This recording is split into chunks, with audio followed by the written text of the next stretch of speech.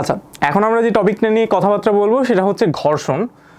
ঘর্ষণের এই টপিকটা খুবই ইম্পর্টেন্ট। তার কারণটা আমি একটু বলি। সেটা হচ্ছে নিউটনীয় বলবিদ্যাতে তুমি করো আর কাজশক্তি ক্ষমতাতে করো, এই ঘর্ষণ এই জিনিসটার সাথে কিন্তু তোমার দেখা হবেই। তার মানে এই ঘর্ষণ টপিকটা সম্পর্কে তোমার কিন্তু একটু ভালো মতো ধারণা রাখতে হবে, কারণ যে কোনো জিনিসের সাথেই কিন্তু এই ঘর্ষণ জিনিসটা জুড়ে দিতে পারে। সেটা আমরা পুলিক অবিকল বলি, বা আমরা তোমার হচ্ছে ব্যাংকিং কোণ বলি, বা কাজশক্তি ক্ষমতা বলি, সব জায়গায় কিন্তু এই ঘর্ষণের ব্যাপারটা কিন্তু আসতে পারে। সুতরাং ঘর্ষণের যে বেসিক জিনিসটা, এই বেসিক জিনিসটা কিন্তু তোমার খুব ভালো মতো ডেভেলপ করতে হবে। আচ্ছা, তো শুরুতে বলি ঘর্ষণ জিনিসটা কি। ঘর্ষণ মানে কি? আমরা ঘর্ষণ এই টপিকটা না জানলেও এই টার্মটা সম্পর্কে কিন্তু আমাদের মোটামুটি বেশ ভালোভাবেই ধারণা আছে, তাই না? যে ঘর্ষণ তার মানে হচ্ছে একটা গতিকে বাধা দিচ্ছে। তার মানে আমরা একটা কথা বলতে পারি না, ঘর্ষণ বল হচ্ছে সেই বলটা যেই বলটা একটা বস্তুর গতিকে বাধা দান করে। আচ্ছা, তার মানে আমরা একটা জিনিস মোটামুটি কনফার্ম, সেটা হচ্ছে ঘর্ষণ বল একটা বাধা দানকারী বল, তাই না? তো চলো আমরা শুরু করি। ফাইন, তার মানে আমাদের প্রথম যে টার্মটা পাইলাম আমরা, বাধা দানকারী বল ঘর্ষণ। আচ্ছা, বাধা দানকারী বল, ঠিক আছে। এই বাধা দানকারী বলটা কোন দিকে কাজ করে? অবশ্যই গতির বিপরীত দিকে কাজ করে। তাহলে আমরা একটু লিখে রাখি যে ঘর্ষণ বলটা গতির বিপরীতে কাজ করে, গতির বিপরীতে কাজ করে।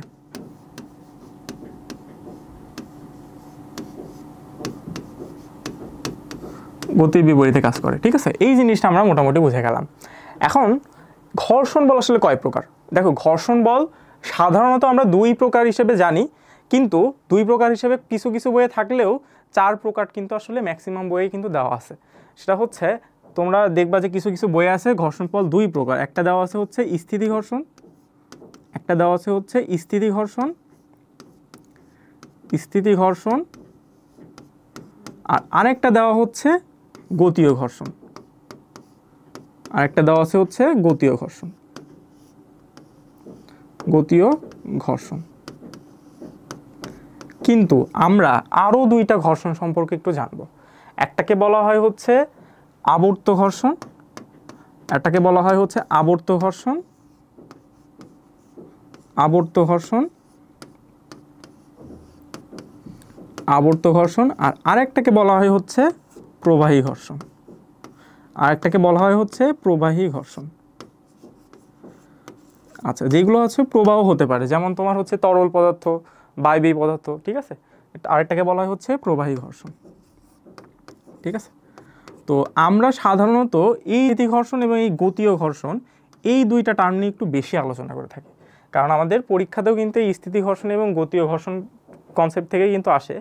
আর যদি সপ্তম অধ্যায়ে তুমি যদি 26 ব্যাচ থেকে হও, তাহলে কিন্তু তুমি প্রবাহীর যে ব্যাপারটা, এই ব্যাপারটা সম্পর্কে একটু জানতে পারবা সপ্তম অধ্যায়ে গেলে। আপাতত আমরা এই স্থিতি ঘর্ষণ এবং গতীয় ঘর্ষণ সম্পর্কে একটু ভালোভাবে ধারণা লাভ করার চেষ্টা করব। আচ্ছা, তো চলো শুরু করা যাক। এখন একটা প্রশ্ন হচ্ছে, আমার কাছে অনেকে প্রশ্ন করে যে ভাইয়া, যে একটা বস্তু কি শুধুমাত্র গতিশীল হইলেই কি আসলে শুধুমাত্র ঘর্ষণ কাজ করে? আসলেই কি তাই? না।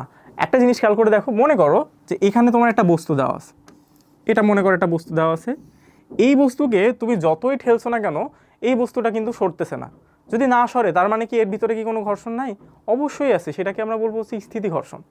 তো তার মানে আমরা বলতে পারবো যে এই জায়গাটাতে যদি আমি ধাক্কা দিই বা যাই করি না কেন বা বল প্রয়োগ করি না কেন, যদি বস্তুটা যদি আসলে কোনো সরণ না ঘটে, বস্তুটা যেখানে আছে সেখানেই যদি থাকে, অর্থাৎ গতি যদি না হয়, সেক্ষেত্রে আমরা এটাকে বলবো হচ্ছে স্থিতি ঘর্ষণ, তাই তো? আচ্ছা, এখন ঘর্ষণের একটা খুব কমন টার্মিনোলজি হচ্ছে ঘর্ষণ গুণাঙ্ক। একটা খুব কমন টার্ম হচ্ছে ঘর্ষণ গুণাঙ্ক। ঘর্ষণ গুণাঙ্ক জিনিসটা কি? ঘর্ষণ গুণাঙ্ক আসলে মূলত ডিনোট করে যে একটা তল কতটুকু মসৃণ নাকি কতটুকু অমসৃণ। যেমন একটা তল যত বেশি অমসৃণ তার ঘর্ষণ বল কিন্তু তত বেশি। আমার কথাটা কি বুঝতে পারছো? তার মানে ঘর্ষণটা কোথায় কাজ করে? অমসৃণ তলে কাজ করে। তার মানে আমি একটা কথা কিন্তু খুব ভালোভাবে বলতে পারবো, যত বেশি অমসৃণ, এটা যত বেশি অমসৃণ, অমসৃণ যত, ঘর্ষণ বল হবে তত, ঘর্ষণ বল হবে তত, ঘর্ষণ বল হবে তত। আচ্ছা, ঠিক আছে, যে অমসৃণ যত বেশি হবে তত হচ্ছে ঘর্ষণ বল তত বেশি হবে। এখন ব্যাপারটা হচ্ছে, তাহলে যেটা বললাম আর কি, ঘর্ষণ গুণাঙ্ক জিনিসটা কি?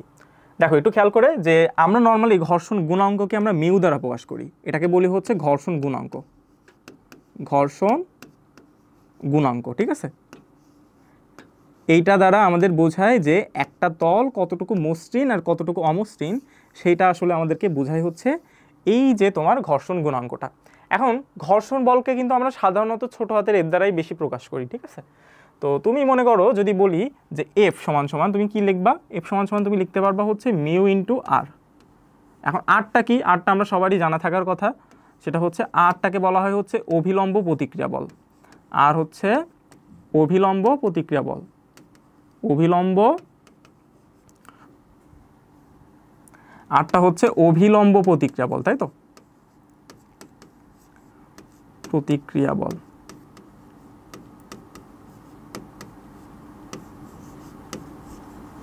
আচ্ছা, অভিলম্ব প্রতিক্রিয়া বল। তো একটা জিনিস খেয়াল করে দেখো তো, মিউ সমান সমান তাহলে কি লিখতে পারি আমরা, লিখতে পারি না এখানে এফ ভাগ আর, এটা আমরা লিখতে পারি কিনা, পারি কিনা লিখতে, অবশ্যই পারি। তার মানে আমি একটা কথা বলতে পারবো যে আমাদের ঘর্ষণ বল এবং অভিলম্ব প্রতিক্রিয়া বলের যে অনুপাতটা, সেটাকে আমরা বলতে পারবো হচ্ছে ঘর্ষণ গুণাঙ্ক। সেটাকে আমরা কি বলতে পারবো, ঘর্ষণ গুণাঙ্ক কিন্তু বলতে পারবো। এখন এই যে ঘর্ষণ গুণাঙ্ক, ঘর্ষণ গুণাঙ্কের মান যত বেশি হবে সেই তলটা কিন্তু তত বেশি অমসৃণ, কথাটা কি বুঝতে পারছো। আর ঘর্ষণ গুণাঙ্কের মান যত কম হবে সেই তলটা কিন্তু তত বেশি মসৃণ। তাইলে এই জিনিসটা যখন আমি বলে ফেললাম, এখন আমাদের কনসার্ন হচ্ছে, ঠিক আছে বুঝলাম ভাইয়া, ঘর্ষণ গুণাঙ্ক নিয়ে কথাবার্তা বললাম, গতীয় ঘর্ষণ কখন উৎপত্তি হবে, স্থিতি ঘর্ষণ কখন হবে সেটাও বুঝলাম। এখন এই যে আমাদের ঘর্ষণ কোণ যেটা থাকে, এই ঘর্ষণ কোণটা আমরা কীভাবে নির্ণয় করব। তো চলো সেই জিনিসটা তোমাদেরকে একটু দেখাই। মনে করো আমার এই জায়গাটাতে এম ভরের একটা বস্তু আছে, আমি ধরে নিচ্ছি আমার এই জায়গাটাতে এম ভরের একটা বস্তু আছে। তাহলে এম ভরের বস্তুর অভিলম্ব প্রতিক্রিয়া বলটা কি বলো তো। আমি যদি ধরে নিই এইদিকে আমাদের এমজি কাজ করছে ওজন, তাহলে অভিলম্ব প্রতিক্রিয়া বলটা এই দিকে কাজ করবে, তাই না। এটা হচ্ছে আমাদের অভিলম্ব প্রতিক্রিয়া বল আর, তাই তো। তাইলে এখন বলো তো ভাইয়া, আমি বল প্রয়োগ করব কোন দিকে, আমি তো বল প্রয়োগ করব এইদিকে, তাই তো, এই দিকে আমি বল প্রয়োগ করব, এটা মনে করো আমাদের এফ বল। তাহলে ঘর্ষণ কোন দিকে কাজ করবে, ঘর্ষণ বল গতির বিপরীত দিকে কাজ করবে, তাই তো। তাহলে আমি চলো ঘর্ষণ বলটাকে আমি একটু আলাদাভাবে বোঝাই। ঘর্ষণ বলটা কাজ করবে হচ্ছে এই যে এই বরাবর কিন্তু ঘর্ষণ বলটা কাজ করবে, আমি ছোট হাতের এফ দ্বারা চিহ্নিত করলাম। এখন প্রশ্ন হচ্ছে তাহলে ঘর্ষণ কোন দিকে কাজ করবে। ঘর্ষণ কোণ যে জিনিসটা হয়, অভিলম্ব প্রতিক্রিয়া বল এবং ঘর্ষণ বলের এই লব্ধি বরাবর কাজ করে হচ্ছে ঘর্ষণ বলটা। এখন প্রশ্ন করতে পারো যে ভাই লব্ধি বরাবর কাজ করে মানে কার সাথে কোণ উৎপন্ন করে। হ্যাঁ, এটাই হচ্ছে সবচেয়ে বড় প্রশ্ন, কার সাথে কোণ উৎপন্ন করে, সেটা হচ্ছে অভিলম্ব প্রতিক্রিয়া বলের সাথে একটা কোণ উৎপন্ন করে, সেই কোণটাকেই আমরা বলি হচ্ছে ঘর্ষণ কোণ। এখন তুমি ধরে নিতে পারো যে এটা হচ্ছে আমাদের এস, ধরতে পারো আমাদের লব্ধি হচ্ছে এস। এখন তুমি এখানে সামান্তরিক সূত্র খাটছে কিনা, এইটা হচ্ছে আমাদের একটা ভেক্টর আর এইটা আমাদের আর একটা ভেক্টর, আর কর্ণ বরাবর কি কাজ করছে, লব্ধি কাজ করছে। তুমি এই জায়গা থেকে থিটার মানটা ইজিলি বের করতে পারবা না। যেমন আমরা ভেক্টর অনুযায়ী জানি ট্যান থিটা সমান সমান আমরা কি লিখতে পারি বলো, ট্যান থিটা সমান সমান যার সাথে কোণ উৎপন্ন করে তাকে আমরা সিঙ্গেল রাখি। এখন কার সাথে কোণ উৎপন্ন করছে বলো, আর এর সাথে কোণ উৎপন্ন করছে না, অবিলম্ব প্রতিক্রিয়া বলের সাথে। তাহলে আমরা এই জায়গাটাতে লিখবো হচ্ছে আর, সিঙ্গেল রাখলাম। আর কার সাথে করেনি, এফ এর সাথে কিন্তু করেনি, তাহলে এই জায়গাটাতে আমরা লিখবো হচ্ছে এফ সাইন, এদের মধ্যবর্তী কোণ কত 90 ডিগ্রি না, তাহলে এফ সাইন 90 ডিগ্রি। আর এখানে আমরা লিখবো হচ্ছে এফ কস 90 ডিগ্রি, এটা আমরা লিখতে পারবো। তাহলে দেখো সাইন 90 ডিগ্রির মান কত, সাইন 90 ডিগ্রির মান 1 আর কস 90 ডিগ্রির মান 0। তাহলে আলটিমেটলি এখানে ট্যান থিটা সমান সমান কি থাকছে দেখো, আলটিমেটলি আমাদের ট্যান থিটা সমান সমান থাকছে হচ্ছে এফ ভাগ আর, এফ ভাগ আর কিন্তু আমাদের থাকছে। তাহলে এখান থেকে তুমি ইজিলি কি থিটার মানটা নির্ণয় করতে পারবা না। তাহলে থিটা সমান সমান তুমি কি লিখবা, থিটা সমান সমান তুমি অবশ্যই লিখবা হচ্ছে ট্যান ইনভার্স, তুমি লিখবা হচ্ছে এফ ভাগ আর, এফ ভাগ আর, এটা তুমি কিন্তু লিখবা। তাহলে এইভাবে কিন্তু তুমি ইজিলি থিটার মানটা কি হবে সেটা কিন্তু তুমি বের করতে পারবা। যখনই এখানে লিখলাম ট্যান থিটা সমান সমান এফ ভাগ আর, তখনই কিন্তু তোমার মনে একটা কমন জিনিস কিন্তু চলে আসার কথা যে ভাই আমরা তো একটু আগে দেখলাম হচ্ছে মিউ সমান সমান ট্যান এফ ভাগ আর, তাহলে কি আমরা এই ট্যান থিটা সমান সমান মিউ লিখতে পারবো। হ্যাঁ, লিখতে পারবা, কারণ আমরা একটু আগেই কিন্তু এটা দেখলাম যে মিউ সমান সমান ছিল হচ্ছে এফ ভাগ আর, এটা কিন্তু আমরা একটু আগেই দেখলাম। তাহলে এই জায়গা থেকে আমি কি লিখতে পারি বলো তো, এই জায়গা থেকে কিন্তু আমরা এটাও লিখতে পারি, ট্যান থিটা সমান সমান আমরা লিখতে পারি হচ্ছে মিউ। তার মানে এখন কিন্তু আমরা এই ঘর্ষণ গুণাঙ্কের সংজ্ঞাটাকে এইভাবেও চিন্তা করতে পারি যে ঘর্ষণ কোণের এই ট্যানজেন্টটাকেই বলা হয় হচ্ছে ঘর্ষণ গুণাঙ্ক। তার মানে তুমি দুইটা ভাবেই চিন্তা করতে পারো, একটাকে বলতে পারো যে ভাইয়া হ্যাঁ ঘর্ষণ গুণাঙ্কটা হচ্ছে এফ আর আর এর যে অনুপাত সেটাকে আমরা ঘর্ষণ গুণাঙ্ক বলতে পারবো। আর একটা কথা বলতে পারো যে ঘর্ষণ কোণের ট্যানজেন্টকে আমরা বলতে পারবো ঘর্ষণ গুণাঙ্ক। এখন আমরা যে জিনিসটা দেখব সেটা হচ্ছে স্থিতি ঘর্ষণের সীমান্তিক মান। স্থিতি ঘর্ষণের সীমান্তিক মানটা কিভাবে বের করতে হয় চলো সেই জিনিসটা একটু দেখাই। মনে করো আমি এই জায়গাটাতে বলে দিলাম হচ্ছে এটা হচ্ছে আমাদের এম ভরের একটা বস্তু, এটা আমি তোমাকে বলে দিলাম এই যে এটা হচ্ছে এম ভরের বস্তু, এই এম ভরের বস্তুটা হচ্ছে 10 কেজি, কি বলে দিলাম 10 কেজি। সেই ক্ষেত্রে আমি সীমান্তিক মানটা আসলে কিভাবে চিন্তা করব। আচ্ছা এখন প্রশ্ন করতে পারো যে ভাই এই যে সীমান্তিক মান জিনিসটা কি? সীমান্তিক মান হচ্ছে ন্যূনতম যেই বলটা তোমাকে প্রয়োগ করাই লাগবে একটা স্থির বস্তুকে গতিতে কনভার্ট করার জন্য, যেটা ন্যূনতম যে বলটা তোমাকে প্রয়োগ করা লাগবে। তাহলে এখন একটা জিনিস খেয়াল করে দেখো তো, এই জায়গাটাতে আমি যদি বলি যে এটা হচ্ছে আমাদের এফ, তাই না, ঘর্ষণ বল, এই জায়গাটাতে আমাদের এফ সমান আমরা কি লিখতে পারি, মিউ আর লিখতে পারি, মিউ আর লিখতে পারি, তাই না। আমি ধরে নিলাম এখানে আমি বলে দিচ্ছি যে এখানে আমাদের মিউ এর একটা মান দেওয়া আছে, এই জায়গাটাতে আমাদের মিউ এর মান দেওয়া আছে কথার কথা 0.2, 0.2 কিন্তু আমাদের দেওয়া আছে। এখন তুমি এই জায়গাটাতে তুমি বের করতে পারছো, তাই না, যে 0.2 আর আর মানে কি বলো তো ভাইয়া, এখানে আর মানে অভিলম্ব প্রতিক্রিয়া বল, তাই তো। তাহলে এই জায়গাটাতে আর সমান সমান কি লিখতে পারবা ভাইয়া, আর সমান সমান লিখতে পারবা না এমজি, এটা লিখতে পারবা কিনা। আচ্ছা তাহলে এখান থেকে আমরা আর এর মানটা কিন্তু বের করতে পারছি এমজি, এমজি। তাহলে দেখো এখানে আমরা কি লিখতে পারি, আমরা লিখতে পারি না 0.2 ইন্টু এম এর মান এখানে কত, এম এর মানটা হ্যাঁ 10 কেজি বলে দেওয়া আছে, 10 ইন্টু 9.8। এইটা যদি তুমি ক্যালকুলেশন করো তাহলে তুমি পাবা হচ্ছে এফ সমান সমান 19.6 নিউটন। তার মানে হচ্ছে এই বস্তুকে যদি তোমার স্থির থেকে গতিশীল করতে হয় তোমাকে কি করতে হবে বলো তো, তোমাকে অবশ্যই এই ন্যূনতম এই 19.6 নিউটন বল প্রয়োগ করাই লাগবে। তুমি যদি এর কম বল প্রয়োগ করো তাহলে কিন্তু এই বস্তুটা গতিশীল হবে না। এখন তুমি আমাকে প্রশ্ন করতে পারো যে ভাইয়া ঠিক আছে বুঝলাম, আমি মনে করেন 19.6 নিউটন বল দিলাম না, আমি দিলাম হচ্ছে 15 নিউটন বল, আমি এই জায়গাটাতে আমার মনে হলো আমি 15 নিউটন বল দেব, তাহলে সেই ক্ষেত্রে এই 15 নিউটন বলটা কি হয়ে যাবে। প্রথম কথা হচ্ছে এটা সীমান্তিক মানের থেকে কম কিনা, যদি আমার প্রয়োগকৃত বল যদি সীমান্তিক মানের থেকে কম হয়ে যায় তাহলে সেই বলটাকে আমি বলবো হচ্ছে আমাদের ঘর্ষণ বল, সেটাকে আমরা কি বলবো, ঘর্ষণ বল, ঘর্ষণ বল। এটা কখন বলবো, যদি আমার সীমান্তিক মান যেটা সীমান্তিক মানের থেকেও আমি কম বল প্রয়োগ করি, তাহলে সেটা আমাদের কিসে পরিণত হয়ে যাবে, আলটিমেটলি ঘর্ষণ বলে রূপান্তর হয়ে যাবে আমার সীমান্তিক মানের থেকে যদি আমি কম বল প্রয়োগ করি। কিন্তু আমি যদি বলি যে না আমি এখন এই 19.6 নিউটনের থেকেও বেশি বল প্রয়োগ করব, আমি বল প্রয়োগ করব মনে করো 30 নিউটন, সেই ক্ষেত্রেও কি 30 নিউটন বল আমার ঘর্ষণ বল হবে না, সেই ক্ষেত্রে কিন্তু ঘর্ষণ বলটা এই 19.6 নিউটনই থাকবে। আমার কথাটা কি বুঝতে পারছো? তার মানে আমাকে চিন্তা করতে হবে এই যে এফ এর মানটা যে 19.6 নিউটন হয়েছে স্থিতি ঘর্ষণের সীমান্তিক মান, এর থেকে আমাকে অবশ্যই বেশি বল প্রয়োগ করতে হবে, আদারওয়াইজ যদি তুমি কম বল প্রয়োগ করো সেই ক্ষেত্রে ওই কম বলটাই ঘর্ষণ বল হিসেবে তুমি চিহ্নিত করতে পারবা। তো তোমার দেখা যাচ্ছে এমসিকিউতে এই টাইপের এমসিকিউ দিয়ে দিল যে একটা সীমান্তিক মান 19.6 নিউটন, সেক্ষেত্রে তুমি 15 নিউটন বল প্রয়োগ করলে তোমার সেই ক্ষেত্রে ঘর্ষণ বল কত হবে, তোমরা ভুল করে দেখা যাচ্ছে মাইনাস করে দিচ্ছ, আসলে কিন্তু মাইনাস না, এই 15 নিউটন বলটাই কিন্তু তখন আসলে আলটিমেটলি কিন্তু ঘর্ষণ বল হিসেবে তুমি চিহ্নিত করতে পারবা। এই জিনিসটা কিন্তু অবশ্যই তোমাকে মাথায় রাখতে হবে, 15 নিউটন বলটাও তখন ঘর্ষণ বল। আচ্ছা আর এই যে আমি এতক্ষণ ধরে অভিলম্ব প্রতিক্রিয়া বলের কথা বলছি, আর এর মানটা কি সবসময় ফিক্সড? আর এর মান তো আর সবসময় ফিক্সড না, এক একটা বস্তুর ক্ষেত্রে এক এক ধরনের আর এর মান হতে পারে, সেটা টানার ক্ষেত্রে একরকম হতে পারে, ঠেলার ক্ষেত্রে একরকম হতে পারে, আমরা অলরেডি একটা কেস কিন্তু দেখে ফেললাম, এটা একরকম হতে পারে, আবার আনত তলের ক্ষেত্রে আমাদের অভিলম্ব প্রতিক্রিয়া বলটা একরকম হতে পারে। তার মানে এফ এর মান নির্ণয় করার ক্ষেত্রে অর্থাৎ এই ঘর্ষণ বল নির্ণয়ের ক্ষেত্রে মিউ এর মান তো তোমার দেওয়াই থাকবে, আর এই আর এর মানটা বের করাটা কিন্তু সব থেকে বেশি ইম্পর্টেন্ট কাজ। অভিলম্ব প্রতিক্রিয়া বল যদি তুমি বের করে ফেলতে পারো না তাহলে কিন্তু তোমার ঘর্ষণ বল নিয়ে চিন্তা করতে হবে না, তুমি ইজিলি ঘর্ষণ বল তুমি নির্ণয় করতে পারো। তো চলো আমরা এখন একটা কাজ করি, আমরা এই ঘর্ষণ বলের অভিলম্ব প্রতিক্রিয়া বলের সিনারিগুলো একটু দেখার চেষ্টা করি, কোন সময়ে অভিলম্ব প্রতিক্রিয়া বলটা কেমনভাবে কাজ করে। এখন আমরা বের করব হচ্ছে বিভিন্ন ক্ষেত্রে অভিলম্ব প্রতিক্রিয়া আর এর মানটা কেমন হবে, এটা আমরা বের করব। তো একটা কেস কিন্তু আমরা অলরেডি দেখে ফেলছি, কেস নম্বর 1।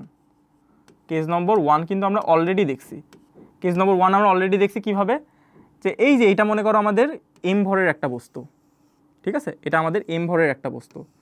এই যে এম ভরের বস্তুটা নিচের দিকে কি কাজ করবে, এমজি কাজ করবে, তাই না? পৃথিবী ওকে এমজি ওজনে টানতেছে, তাই তো, এমজি বলে টানতেছে, ওজন নিচের দিকে কাজ করবে, আর উপরের দিকে খাড়া অবিলম্ব প্রতিক্রিয়া বলটা কাজ করবে, যেটা কিনা আমরা একটু আগেই কিন্তু দেখলাম। তাহলে এই ক্ষেত্রে আমরা আর সমান সমান কি লিখবো, এই ক্ষেত্রে আমরা আর সমান সমান ইজিলি লিখতে পারবো না এমজি, পারবো কিনা, আর সমান সমান এমজি লিখতে পারবো।